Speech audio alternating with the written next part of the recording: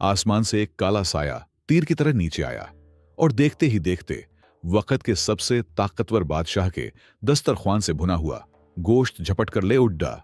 बादशाह और उसके सिपाही हक्के बक्के रह गए। ये किसी इंसान की नहीं बल्कि एक विशाल शाहीन बाज की जुर्रत थी। बादशाह ने गुस्से और हैरत में अपने सिपाहियों को हुक्म दिया, जाओ और देखो यह गुस्ताख परिंदा हमारा खाना कहां ले गया। सिपाही अपने घोड़ों पर सवार होकर उस शाहीन के पीछे भागे।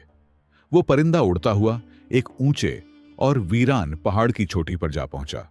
जब सिपाही हांफते हुए उस चट्टान तक पहुंचे तो वहां का मंजर देखकर उनके रोंगटे खड़े हो गए।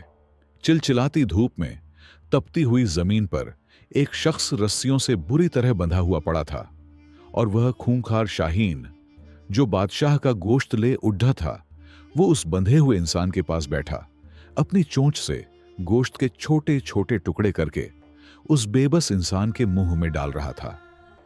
जब उसने गोश्त खिला दिया तो वो शाहीन उड़ा और कहीं से अपनी चोंच में पानी भरकर लाया और उस प्यासे के हलक में टपका दिया।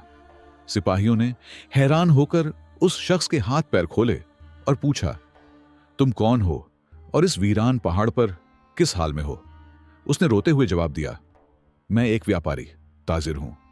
मुझे डाकुओं ने लूट लिया और बेरहमी से बांधकर यहां मरने के लिए छोड़ दिया, लेकिन मेरे परवरदिगार ने मुझे मरने नहीं दिया।